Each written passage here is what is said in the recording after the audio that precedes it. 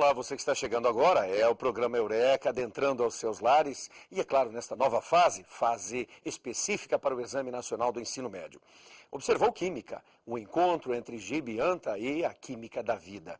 Deve ter gostado, eu creio que sim. E se houver algum tipo de indagação, você pode entrar em contato conosco? Claro que pode. Pode enviar o seu e-mail e também, mais importante ainda, pode baixar o nosso material, seja através do seu computador, através do seu colégio, do seu estabelecimento de ensino, você pode ter acesso a esse material.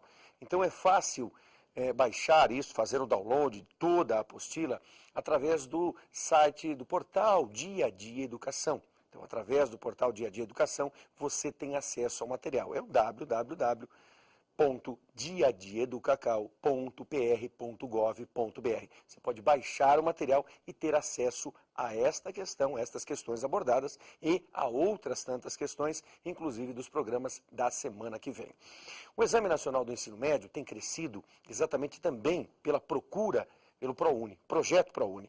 Se eram mais de 70 mil vagas antes, agora esse número já ultrapassa 100 mil vagas à disposição. E a cada semestre, como tem acontecido nesse primeiro semestre, para os que fizeram o Enem do ano passado. Você que fará o Enem 27 de agosto de 2006, poderá ter acesso a bolsas do ProUni no segundo semestre desse ano e no ano que vem também. O encontro a seguir é o de História. O Museu do Expedicionário é parte, é o palco de alguns dos momentos do professor Rafael Sega, estreando conosco, agora incorporado ao projeto Eureka. A realização da TV Paulo Freire para você.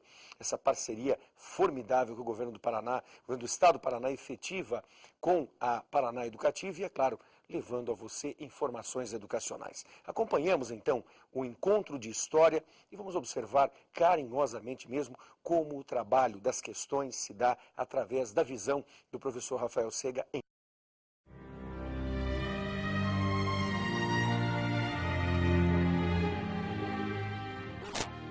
Meu nome é Rafael Sega, eu sou professor de História e estou aqui hoje no Museu do Expedicionário em Curitiba para gravar a aula sobre a vitória aliada na Segunda Guerra Mundial e os prenúncios da bipolaridade. A Organização das Nações Unidas surgiu ao fim da Segunda Guerra Mundial em substituição à antiga Liga das Nações. Você sabe qual é o papel da ONU? Deixa eu ver se eu sei. Sinceramente não. Qual é o papel da ONU? Oh, meu Deus do céu. Eu acho que ela manda em tudo.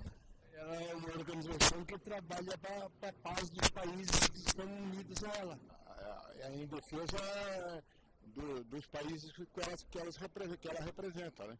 A ONU é o papel de pacificação mundial, né, de solidariedade entre os países, né, e também ela fixa regras assim de convivência entre os países, né. Para mim é regular, né, o comércio, a relação entre os países, mas não sei te dizer exatamente. Está envolvido em muita coisa, está envolvido em segurança, está envolvido em administração. Bem, pessoal, a gente pode reparar pela enquete que as pessoas, de uma maneira geral, têm uma noção do que vem a ser a ONU. A ONU tem como missão fundamental a manutenção da paz, a garantia dos direitos humanos, das liberdades individuais, assim como a promoção do desenvolvimento em escala global.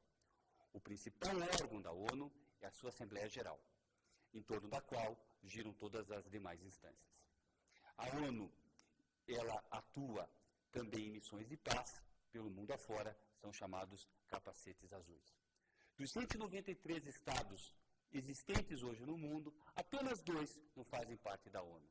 O Estado do Vaticano e a Ilha de Formosa, que também é conhecida como Taiwan e é considerada pela China uma província rebelde. Agora vamos analisar uma questão do Enem que trata sobre esse assunto. O mundo das civilizações pós-1990. Ocidental, africana, islâmica, cínica, hindu, ortodoxa, japonesa, budista e latino-americana. Sabendo-se que apenas Estados Unidos, China, Rússia, França e Inglaterra são membros permanentes do Conselho de Segurança e, analisando o mapa, pode-se concluir que a alternativa A, a Atualmente, apenas 3 civilizações possuem membros permanentes no Conselho de Segurança. Alternativa correta. Por quê? Se nós repararmos, Estados Unidos, França e Inglaterra, todos os 3, pertencem à civilização ocidental. A Rússia pertence à civilização ortodoxa e a China à civilização cínica. Está correta essa alternativa. B. O poder no Conselho de Segurança está concentrado em torno de apenas 2/3 das civilizações citadas pelo autor. A alternativa B está errada, porque os membros do Conselho Permanente representam 3 civilizações. Nesse sentido, apenas 1/3 e não 2/3. C. O poder no Conselho de Segurança está desequilibrado, porque seus membros pertencem apenas à civilização ocidental. A alternativa C está errada, porque Rússia e China não pertencem à civilização ocidental. D. Existe uma concentração de poder, já que apenas um continente está representado no Conselho de Segurança. A alternativa D está errada, porque o Conselho de Segurança da ONU abarca 3 continentes. E. O poder está diluído entre as civilizações, de forma que apenas a África não possui representante no Conselho de Segurança. A alternativa E está incorreta, porque o Conselho de Segurança da ONU é composto por apenas 3 civilizações num universo de 9. O Plano Marshall foi parte integrante da chamada Doutrina Truman, anunciada pelo presidente Harry Truman em março de 1947 como uma estratégia para a contenção do avanço soviético sobre a Europa Ocidental. O plano levou esse nome em função do secretário de Estado, o general George Marshall. Para Marshall, os Estados Unidos deveriam conquistar a sua hegemonia na região através da economia. Essa hegemonia se daria através de empréstimos e de doações. Para se ter uma ideia do vulto dessa operação, entre 1947 e 52, mais de 14 bilhões de dólares foram investidos na Europa. Em contrapartida, os Estados Unidos exigiam que as nações europeias não barrassem o investimento de empresas norte-americanas na região. Dentro do contexto econômico do mundo no pós-guerra, colocamos em destaque ainda a Conferência Monetária de Bretton Woods, ocorrida entre 1944 e 1947.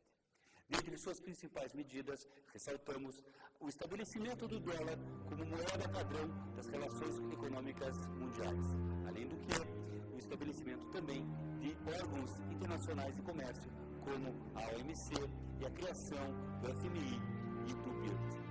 O isolamento da Revolução Russa facilitou o surgimento de uma casta burocrática que pouco a pouco foi usurpando o poder revolucionário do 17. Em verdade, após a morte de Lenin em 1924, fez surgir 2 vertentes de socialismo na Rússia. A primeira, liderada por Stalin, apregoava a supremacia do Estado, uma economia planificada e um Estado policial. A segunda, mais fiel aos velhos ideais bolcheviques, acreditava que a revolução só seria vitoriosa se levada para outros países, principalmente a Alemanha. Essa corrente era liderada por Leon Trotsky. Entretanto, Stalin era mais habilidoso politicamente e conseguiu impor o seu modelo de sociedade. E na década de 30, através dos processos de Moscou, ele passou a perseguir toda a velha guarda bolchevique, assassinando-a. Inclusive o próprio Trotsky foi assassinado em 1940 no seu exílio no México. Em fevereiro de 1956, o então secretário do Partido Comunista da União Soviética, Nikita Khrushchev, fez um discurso que abalou todo o mundo socialista. Em uma sessão secreta para os membros do partido, Khrushchev denunciou todas as atrocidades do período stalinista. Para Khrushchev, Stalin havia usurpado a legalidade leninista através de um governo altamente centralizador e personalista. Além do que, ele havia matado toda a velha guarda do partido bolchevique e Khrushchev chegou a citar nominalmente o nome de cada um deles. Indo mais além, Khrushchev mostrou toda a falha na defesa soviética frente ao avanço nazista na Segunda Guerra Mundial.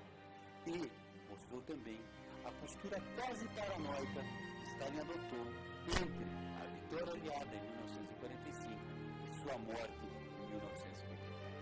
Contudo, a primeira oportunidade que Stalin teve para mostrar que a União Soviética estava se democratizando, ele invadiu a Hungria. Contudo, logo em seguida, com a planificação econômica, conseguiu colocar o primeiro objeto artificial ao redor da Terra, o Sputnik, em 1957.